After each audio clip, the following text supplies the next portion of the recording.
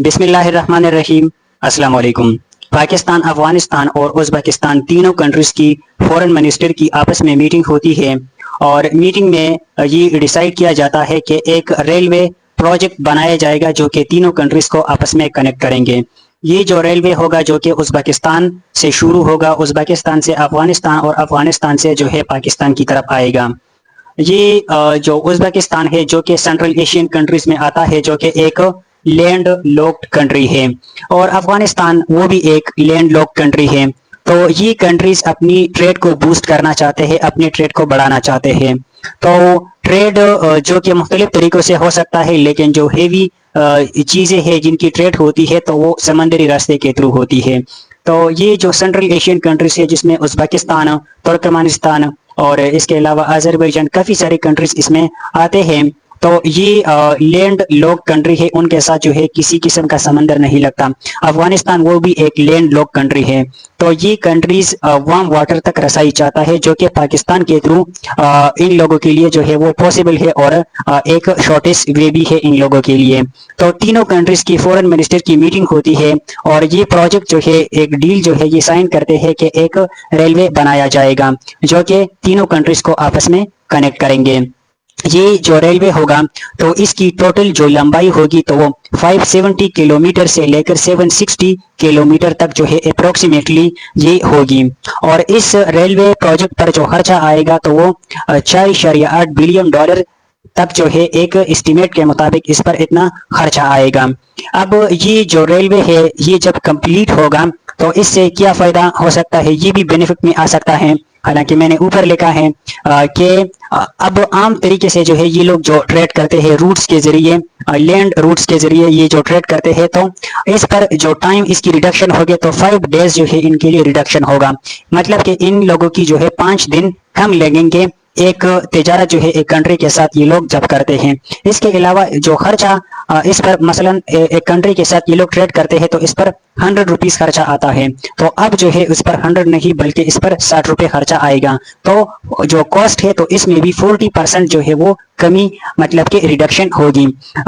یہ جو ہے جو پروجیکٹ ہے تو ایسا نہیں کہ یہ جو فورن منسٹر ہے تو آپس میں بیٹھ گئے اور یہ کہہ دیا کہ بھائی یہ ریلوے بنائی جائے گی، بلکہ پراپر جو ہے اس کی جو فیزیبلٹی ہے تو وہ دیکھی جائے گی۔ تینوں کنٹریز جو ہے وہ آپس میں بیٹھیں گے اور اس پر جو ہے پراپر ایک ریسرچ کریں گے، اس کی فیزیبلٹی دیکھیں گے کہ اس پر ٹوٹل جو کاسٹ آئے گا تو وہ کتنا ہوگا۔ اس کے راستے میں جو ہے جو رکاوٹیں ہوں گے، مطلب کہ دیکھا جائے تو افغانستان یا پاکستان جہاں پر ٹیررزم کا ایک بہت بڑا ایشو ہے تو اس کو کس طریقے سے ٹیکل کیا جائے گا، یا دونوں کنٹریز کے مابین جو ہے جو مسائل چل رہے ہیں تو تمام چیزوں کو دیکھا جائے گا، اور کتنے ٹائم میں جو ہے یہ کمپلیٹ ہوگا، اس سے ہمیں فائدہ پھر کتنا ہوگا، تو ان تمام چیزوں کو دیکھا جائے گا، اور پھر اس پر یہ لوگ جو ہے وہ کام شروع کریں گے۔ تو بینیفٹس جو ہے اس کے بہت زیادہ ہیں، اور جو کہ ایک بہت اچھی خبر ہے تینوں کنٹریز کے لیے۔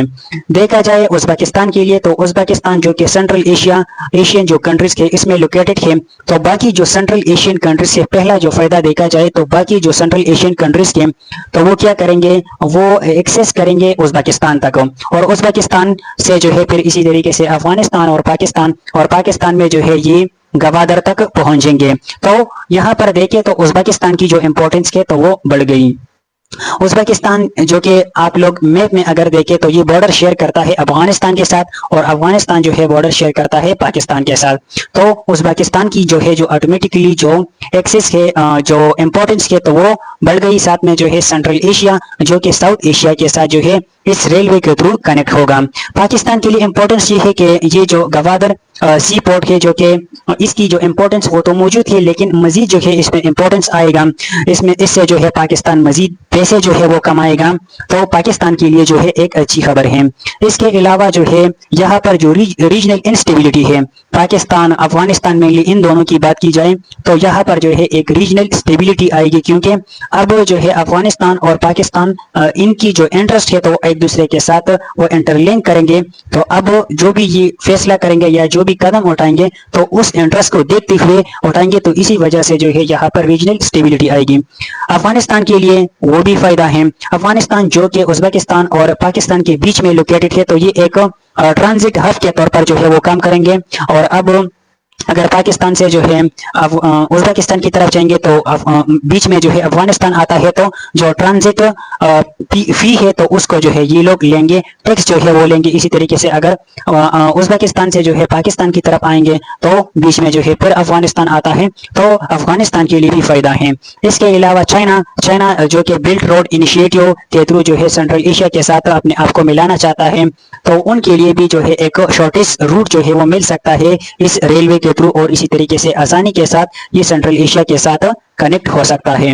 تو یہ تھا آج کا لیکچر جس کو ہم نے انالائز کیا پاکستان، افغانستان اور ازبکستان کی جو ریلوے پروجیکٹ تھی۔